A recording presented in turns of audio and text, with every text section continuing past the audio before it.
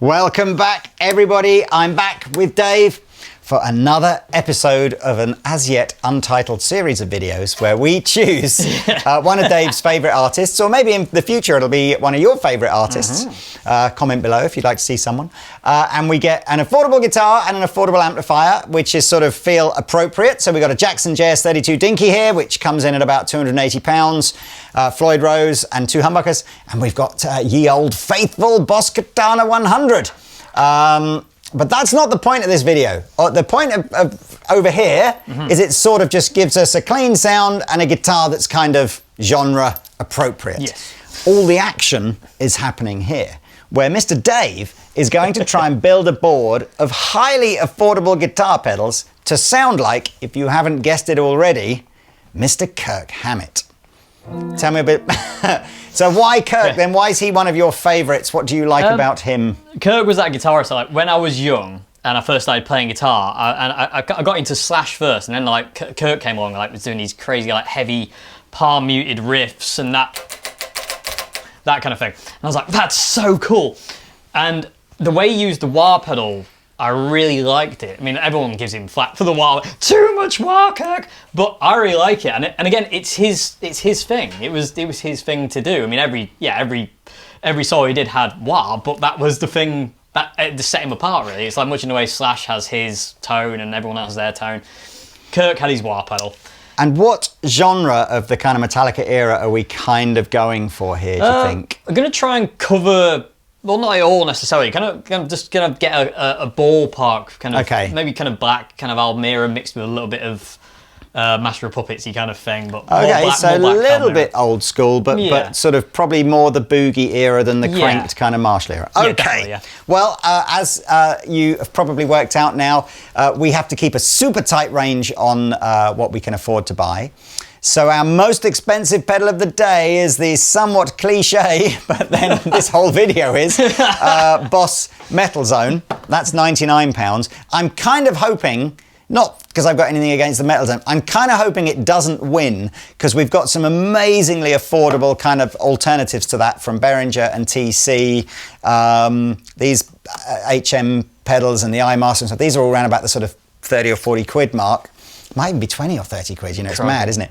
I do love the iMaster. That's like one of the best pedal names I've ever What's the heard. significance? Have you any, I mean... I had no clue. What even is an I just iMaster? like it. Yeah. Anyway, then of course I've pulled out ye old-fashioned Golden Plexi, which might do a bit more of the Marshall era Metallica vibe. Then Mini Tube Screamer, because I think what you're going to find in this video is we'll do some pedal stacking. We have got a chorus, the Angel Wing or the Moore Ensemble King are our two choices today that we'll test. And if we need delay, we have a flashback. And of course, no Kirk Hammett video would be complete if we didn't wah to the max. In the previous video, the Vox 845 kind of was your preferred one over the Electro Harmonix Whaler. So we're not going to shoot those two out again. Now we're going to go 845 Vox against the daddy of wah-wahs, the Dunlop GCB 95. Over 5 million of these wah-wah pedals sold.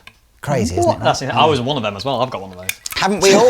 Yeah, everyone's got one. And yet, I think, don't you think it's kind of crazy that, you know, in order to be the best-selling pedal of all time in the sort of, you know, something like the GCB 95 is about the equivalent to how many iPhones Apple make every day, or something like that. So there you go, guitar players, buy more wah-wahs. Yes. Right. Even if you don't play guitar. If you've not seen one of these videos before, the idea is we sort of test out a few up here, and then the winner of each kind of shootout genre-y bit makes it onto the floor for Dave's final board. So what is first in Kirk's pedal array? I think we'll do reverse of this time. We'll leave distortions to last, just because that'll be the most fun. So we'll go from the amp, and I'll say we'll go chorus first. Chorus first, okay. Less exciting, but you never know. Yeah, well, we got two chorus pedals here. The Angel Wing was a winner from a previous video that we did about John Frusciante. To be fair, the Angel Wing wins shootouts left, right, and centre at Andertons. If you're, you know, for affordable chorus pedals, we like it a lot. You may notice the guitar that Dave has a Floyd Rose system on it. Floyd Rose systems come in various shapes and sizes, and mainly pricing. And it's kind of interesting that the top of the range, Floyd Rose that you would find on, £1,500, £2,000 guitars and upwards, probably costs more than the entire guitar costs here. In fact, not even probably, it definitely does. And a word of warning to guitar players perhaps buying guitars with the really affordable Floyd Rose systems on them. They do need some TLC. They're not the most stable for tuning. And I kind of feel like cheap Floyd Roses give expensive Floyd Roses a bad name. Like a really good Floyd Rose, well set up, is an incredibly stable, useful tremolo system. And a cheap Floyd Rose, badly set up, is a massive pain in the arse. Yes. So hopefully we won't have to do too much tuning here, but we'll see. So 2 chorus pedals. Angel, are you going to play? What are we going? Like just a clean? Yeah, just that's kind of a clean sound. What basically I kind of want for it is not really kind of like heavy chorus. It just kind of wants to subtle. Yeah, very subtle. Just kind of double it almost. Let's try with this with the level controls down. See if that sort of creates that subtlety that we want. Maybe the rate down to kind of like maybe 9 o'clock. Really.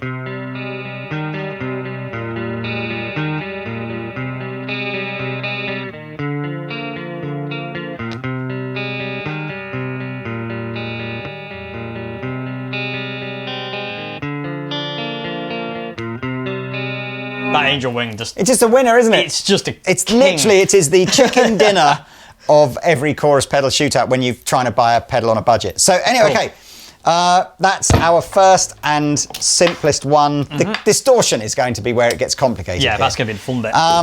What is next, Monsieur Dave? It's distortion. We're going distortion, are we? Now it's distortion. Imagine if all these were on. In fact, don't even imagine it, because I'm absolutely going to do that at the end of the video. The Tube Screamer Mini is not going to be part of our core basic metal tone. It's going to be what do we sort of dump over and above. Yeah. The golden plexi, I liked what you did with that golden plexi in that Frusciante video so much. I've put that at the end because maybe that's what this will do. Or maybe it'll be our gain thing. And everything else in the middle, we're presumably going to choose one of these, right? Shall we start with the OG? Yeah, I've never played a Metal Zone either, so this is new ground. On. I'm excited for this. So the Metal Zone is super high gain. It's a bit of a meme, a bit like the Line 6 Spider. Bit unfair as well, because I think there are some tones in here. It has a level and a distortion control, and then it has a parametric, has a 3-band EQ with a parametric EQ, meaning, if you're not familiar with that, that the mid frequency, you can adjust the frequency that the cut and the boost works on. So you've got ultimate scooping skills here. Here is kind of EQ flat gain at 3 o'clock. I almost can't wait. It's almost nearly there.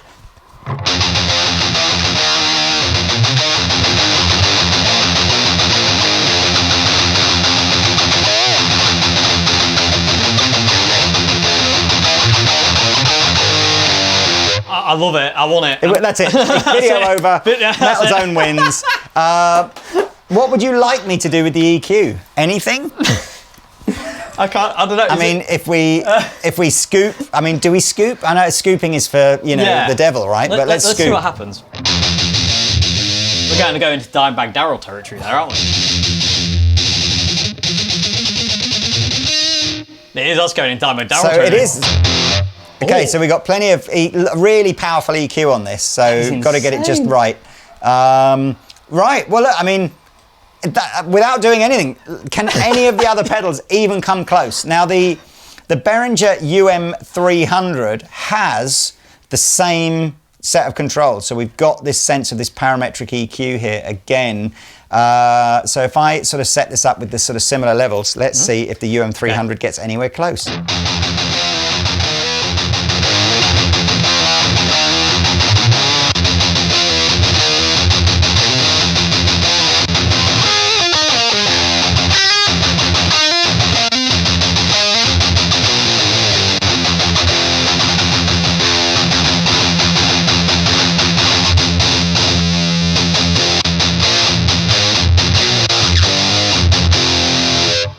It's pretty close. It's pretty close, right? Yeah. I think this is 20 quid. It's like, I mean, that's nuts, isn't it? This is £99, I think. So, Links below for the latest pricing on all this stuff. You could probably easily dial that in to sound like exactly the same as the metal zone. That metal zone is... Is it just psychosomatic or whatever the name is? Are you just drawn to this because, or actually do the two pedals sound basically the same? I would say the Behringer's got a little bit more low end. I've dialed that in. Oh, okay, yeah. So, all right, look. That's pretty much identical. It does feel a little bit more fizzy, if it's possible to be more fizzy. Right, the next pedal is the HM300, which is the heavy. Obviously, if ultra metal is too much and just heavy is the appropriate amount, maybe this one is better. So here we go.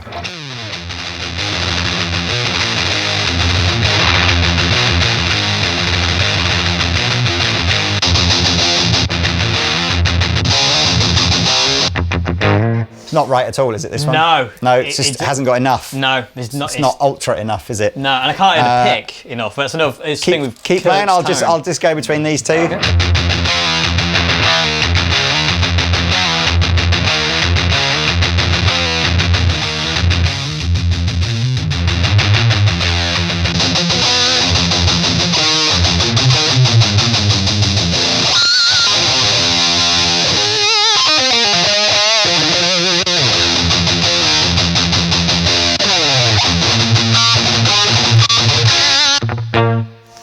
Personally, for the purpose of what's supposed to be an affordable pedal shootout, I don't think there's enough difference between the UM300 and the Metal Zone. No. There clearly is a difference in the construction of the pedals. The Behringer is a plastic pedal and the Boss is metal, and everyone that's had Boss pedals at any point in their life knows that, you know, in the event of a nuclear war, cockroaches and Boss pedals will be the only two surviving things. And Keith Richards. And Keith Richards. So, but for 20 quid, that's nuts, right? So let's see if the Fangs... and now we've got 3 modes: raw, fat, and scoop. Raw, fat, and scoop. Let's start in raw mode and see if we can come close with this.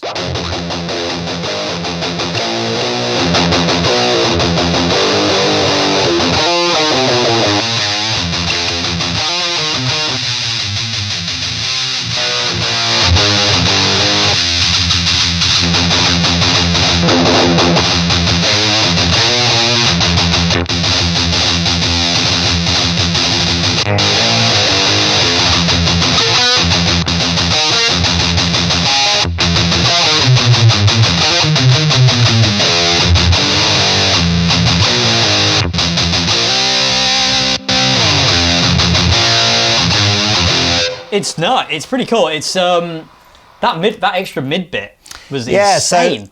So by the sounds of things, it's sort of counterintuitive, really. Here, you'd think fat would have the most mid range, but raw has the most mid range.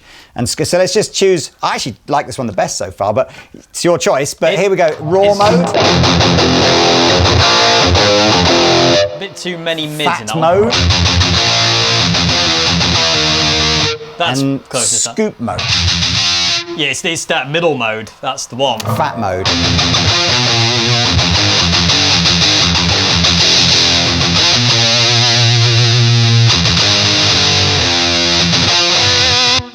So I quite like that one. It's got I don't know between that and the Behringer one. I have to kind of hit. Well, let's just shoot between the two.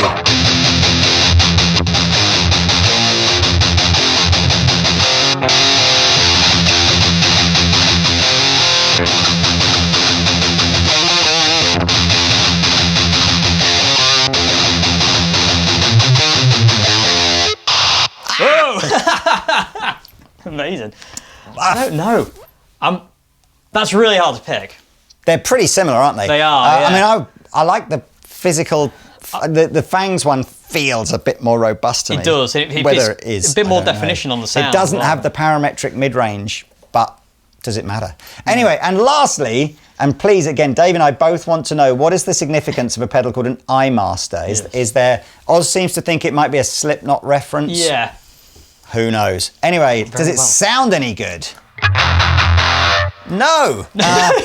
Let's try all the gain.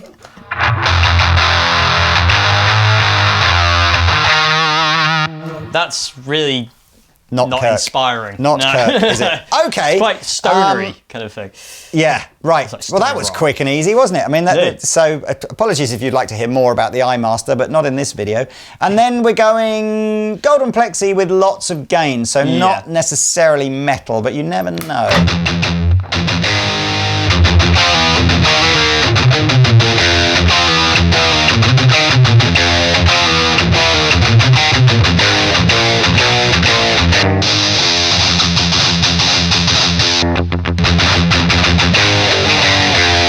It just hasn't got the fizz. Classic. Yeah. It is. You're completely right.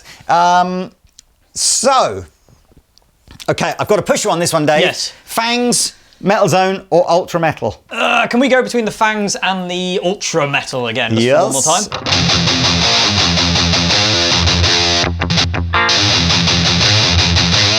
It's got to be the Fangs. Fangs. Yeah. Okay. I like the definition of it. What we are going to now try and do is this idea of what happens if we put a super low gain plexi at one end and or a tube screamer at the other. So here's our bass tone.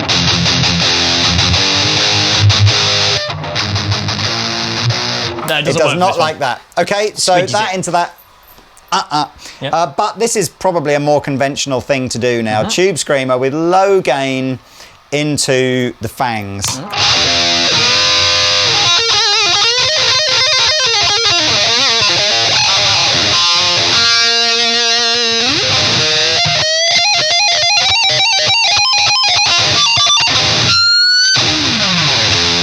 That was wicked, that is. Well, can I just say I don't think it makes any difference at all. Just chug. It kind of brings out the top end a bit more, a All bit right. more cut. Wow. Right. Screamy. So are we saying that basically our Kirk tone for gain is mini tube screamer into Fangs, Yes. and then we've just got a wah, right? Indeedy. Okay. Cool. Wah it up. Do it more than once before, so we can do it. Oh, sorry. yeah, Yes, yeah, yeah. absolutely. I can't wait. to We do have this. indeed been reminded by Mr. Oz that, of course, what everybody wants to know is what would it sound like if everything was on at the Can we same turn time. gain on the way, all the way up on every pedal? Oh, you sound like Should we Rob go- Chapman now. Okay, let's do it. Literally just go mental. Right, maximum gainage on every single Yeah. pedal. All the scooping. One at a Okay. time. Okay, here we go.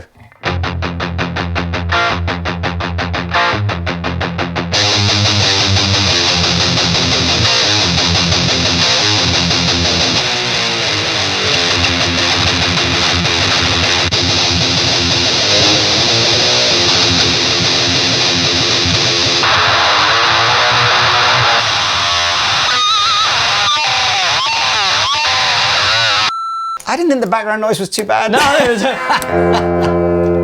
I actually thought it sounded okay up until the iMaster and the golden plexi yeah, came. the iMaster just kind of like just went, no! No, yes. Put a bit- I'm going to ruin everything. Dave's pedalboard of doom is now on the floor, and courtesy of our GoPro cam, hopefully you can see a little bit about what's happening here. And of course, now we've got to decide. This is basically like Kirk Hammett and Wah Wah is a bit like brown sauce in a bacon butty. It can't be done without it, basically. So we are about to add the brown sauce to our Kirk bacon butty sound. Okay, we're going to start with the Vox, because I think the Crybaby's going to win this one, but so let's try the Vox All right. first.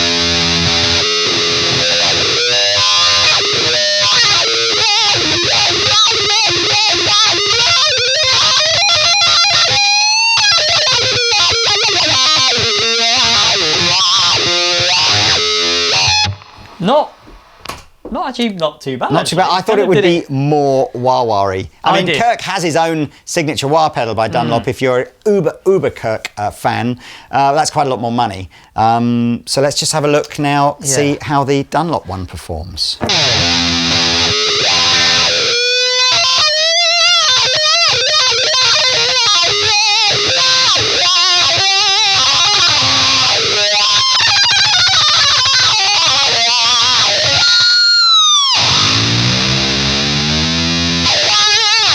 That's more Kirk. Is it more Kirk? Yeah, it's got a bit more. It's a shorter sweep, but the Vox is a little bit more.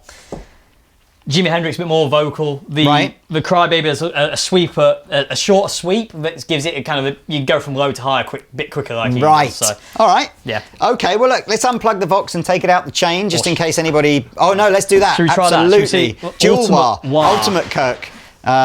Okay. This is obviously you can't play this standing up. Maybe you can. Maybe just incredibly good balance. Okay.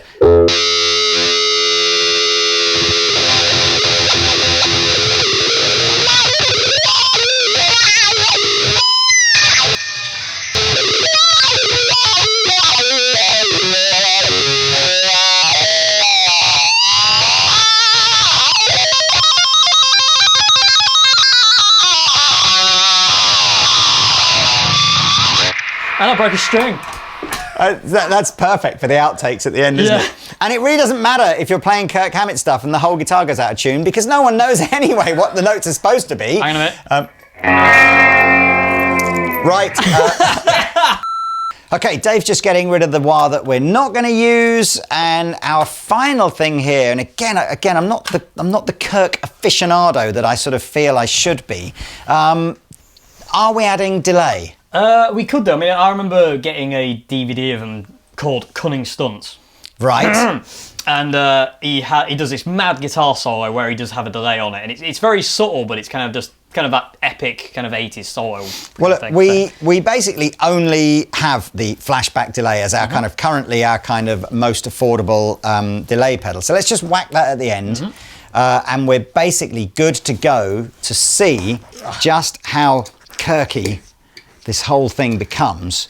And I'm pretty, let's be fair, we've probably spent here, even if you bought all 5 of the pedals that Dave is using, you're probably talking somewhere around about the 250 mark for pedals. So we certainly haven't gone over the top. And of course, the beauty with pedals, you can buy these one at a time every time a birthday or a special event comes around and you want to just grab something. You can. So let's see. Okay. That is looking good, Mr. D. Thank you very much indeed. So, chorus is kind of that clean kind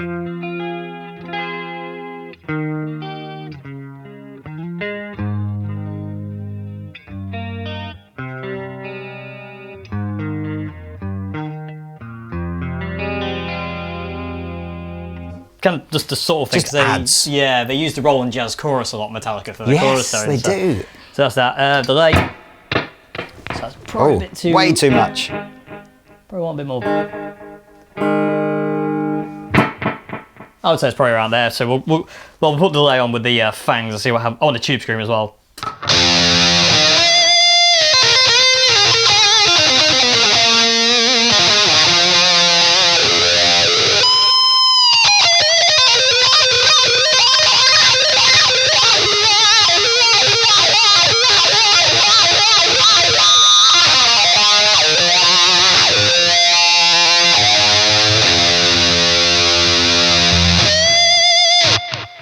I feel like we've not played, the classic, demonetization track of YouTube, and I kind of feel like that's. I need to hear a few bars of that with a crazy solo.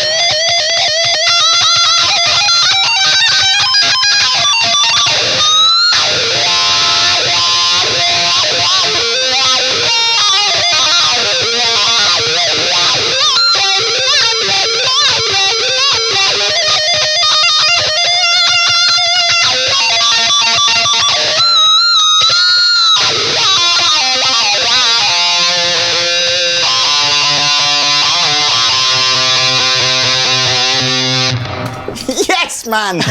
Well, thank you very much, Dave. Thank you. Another successful mission, I believe. That, to me, sounded pretty authentic for getting Kirk Hammett tones on a super low budget. I enjoyed that one. That was great. I bet you did. All right. Cheers, guys, for watching. You can see you. Dave again on the channel, I expect, in another few weeks' time, where we'll be trying to sound like somebody else. But for now, see you later, and thanks for watching. Goodbye.